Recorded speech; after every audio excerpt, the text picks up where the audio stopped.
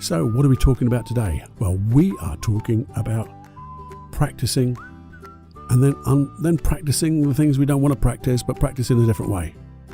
And yeah, have a listen and you'll understand what practice really, really, really means and will make a great difference to your life.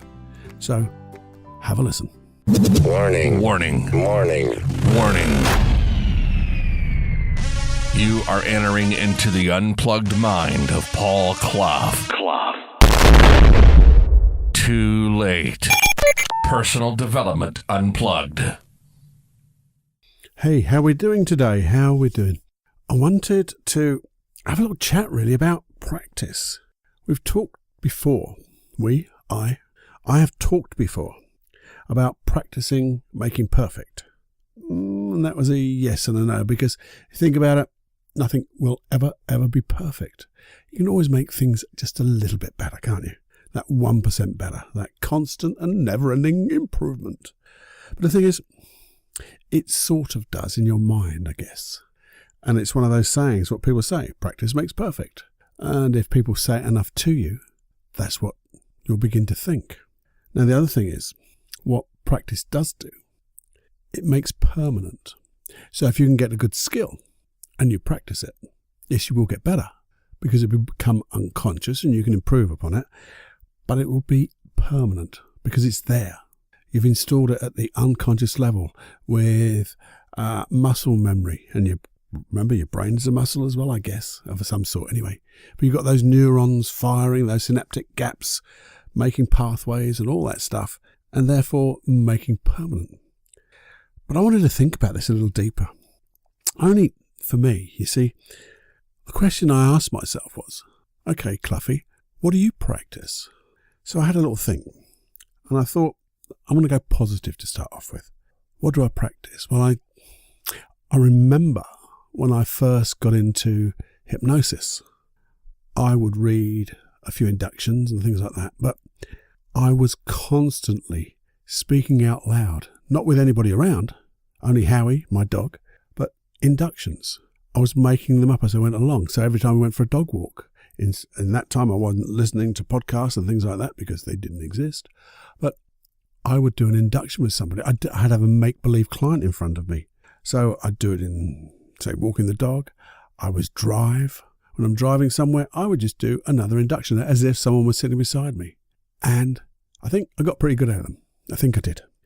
I then used to practice mind mapping because in some ways that used to help me with the processes I was going to use in hypnosis. So I'd get really good at practicing the inductions and the outductions and then all different processes. And I found that by mind mapping them, I could remember them that much easier. So I used to practice mind mapping and then speaking out loud the process as if, again, I had a client in front of me. And I did that all the time. And that, well, now that's, I believe, pretty permanent, the stuff I've learned about that. Because I know now when I work with a client, I have no hesitations. I have no pre-thought about what I'm going to do, what I'm going to say. Because I just know what I'm going to say is going to be the right thing. Because I'm also practicing trust, I guess. Trust of my unconscious mind to be in sync with my conscious mind. So as we get the information in from a client, boom, the right answer, the right reframe, the right process suddenly comes to mind. And I'm really pleased about that. But then I thought, well, okay, Paul, life's really rosy all the time, isn't it? So what do you practice on a negative way?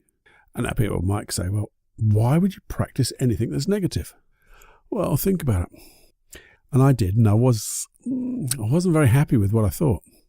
Because when you're really honest with yourself, your unconscious mind, your best friend, will go on, then have a look at this. And if you really want to see it, here it is.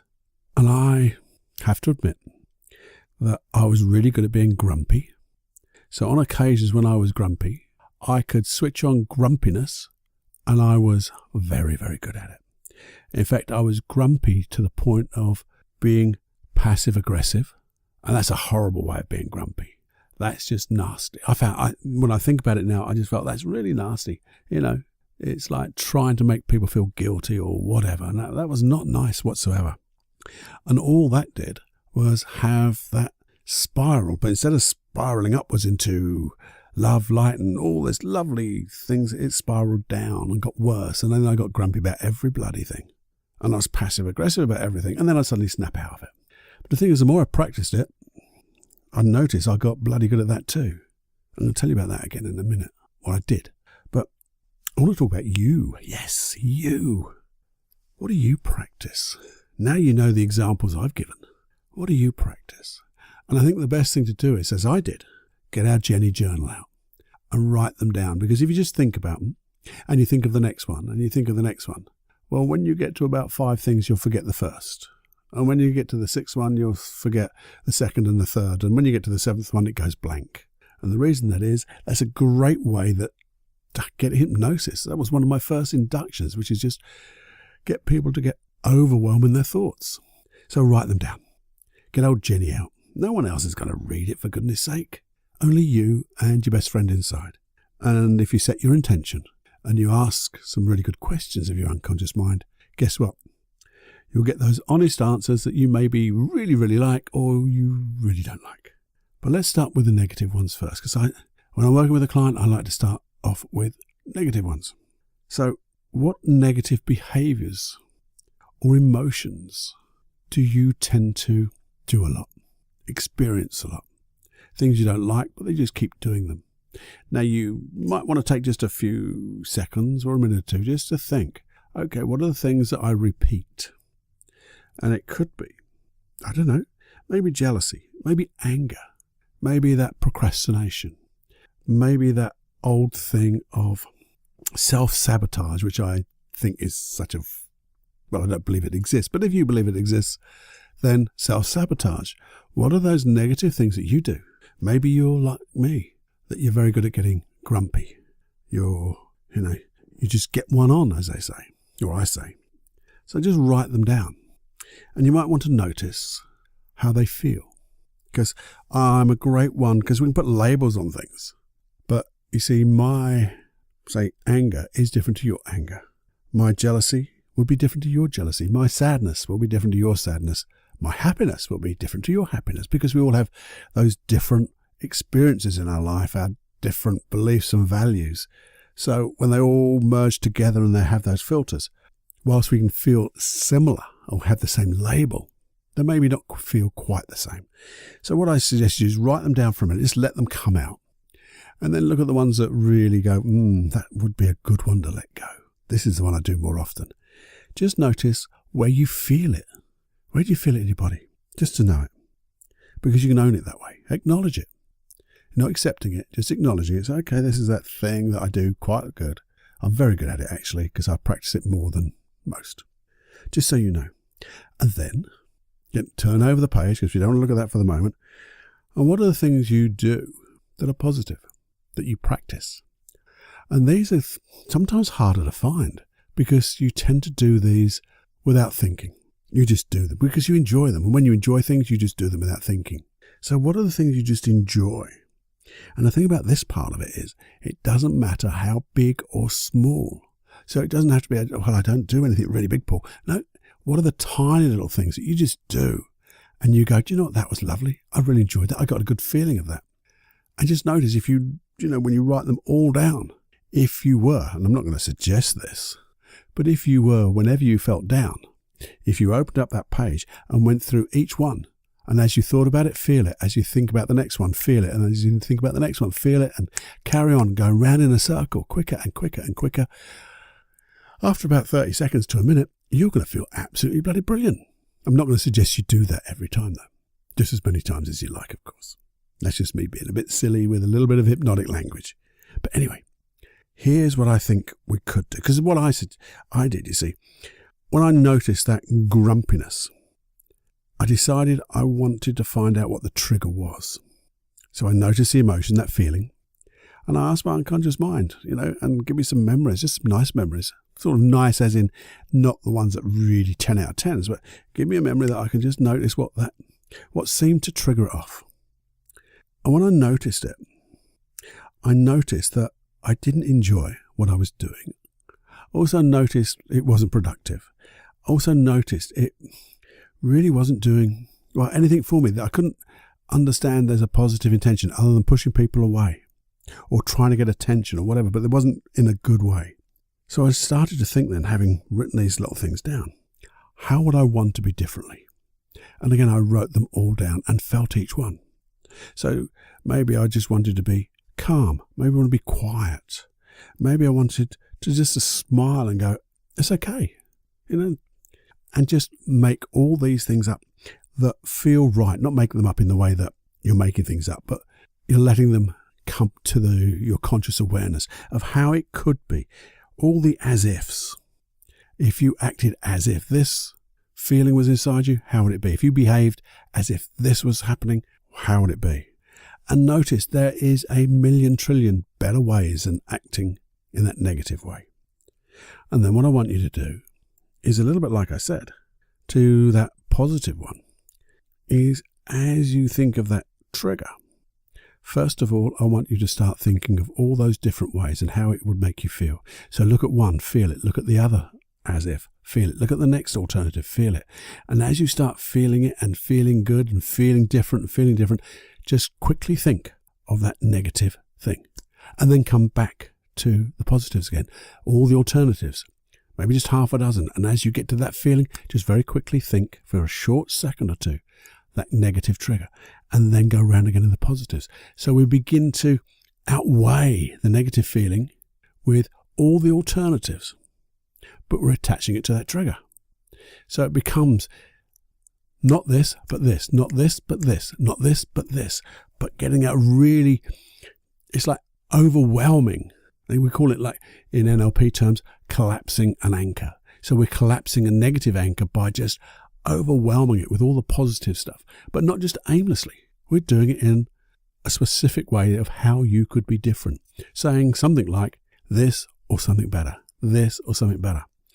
And then notice what happens when you stop this, think of something different for a moment, and then go, I'm going to think about that negative thing, and notice what happens. If you start to feel better, different, then you know you're onto something. If not, just do it a few more times.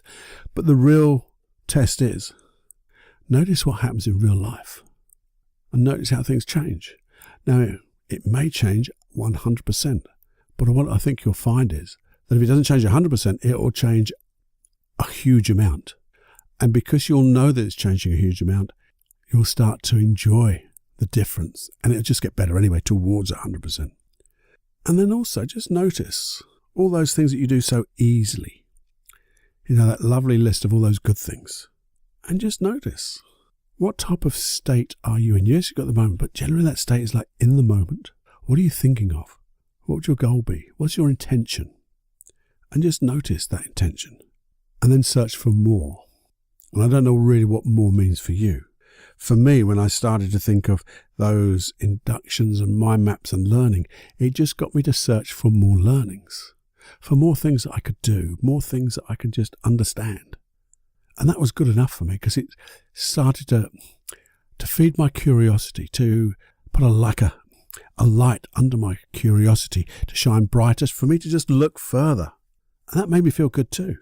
So there's so many things you can do. And just visualize doing the new things again. Visualize, those as-ifs of doing things differently. So it's just compounding these different ways of doing things as opposed to that old way. So you can show your unconscious mind how many alternatives, better ways, because we know there's trillions of billions of them, and just play in your mind because you're telling your unconscious mind, not that, but this. And I know when you do this, you're going to create something completely different inside you in the way that you're going to start looking unconsciously and consciously for those wonderful times, or to make other things that you do and make them feel better too. Because that's when you start practicing, you start making permanent the good stuff. Isn't that interesting? Now, what have we done? Let's just recap for a second. Practice does not make perfect, but it does make permanent. So let's understand the things that we're practicing we don't like, and the things that we like, and the things that we do like, that we seem to practice unconsciously. Make a list. Notice those negative ones. Notice the whole page of the good ones, or we call them the positive ones. Maybe then, as you think of the negative ones, just think of all the alternatives you could use. Imagine them, feel them, make a list of them. So if you had 6 alternatives, they'd all feel slightly different, and start running those 6 together. Think of 1, and then think of 2, and then think of 3, and then think of 4, 5, of 6, and then that negative one, and then 1, and 2, and 3, 4, 5, 6, and then the negative one, then 1, 2, and overwhelm that bloody negative way. And play. Make it fun. Make it fun. And I'd love to know how you get on. Just drop me an email, paul@paulclough.co.uk, and have more fun than you can stand. There you go. I've gone over my 5 minutes, but hey, do you care? I don't care. Enjoy. Speak to you soon. Oh. Before you go, remember, this is an absolutely free podcast like everyone else, but I'd love you to pay it forward. Give it to your friends. If you got one thing out of this webcast, this podcast, share that too.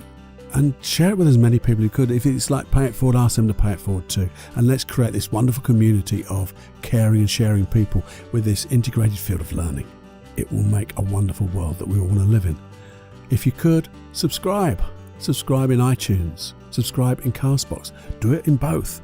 And I'd love you to put a, what do they call it? One of those testimonials or a review. That's the word, Paul. That's the word. Maybe a nice review too. That would be good too. And I really appreciate that. And if you do, and I see it, I'll give you a big shout out. I'll make it anonymous if you want me to. And what else? Oh, those hypnosis tracks. Remember, paulcloughonline.com/podcast. They're all there. I think there's over 30 now. And there was a free gift went out last week to the people who'd signed up. So it's free, but free gifts come along as well. So there you go. So many things to do, but most of all, please share. That's the way forward. Share and care. Okay, now, until next time, it's Paul Clough. Bye-bye.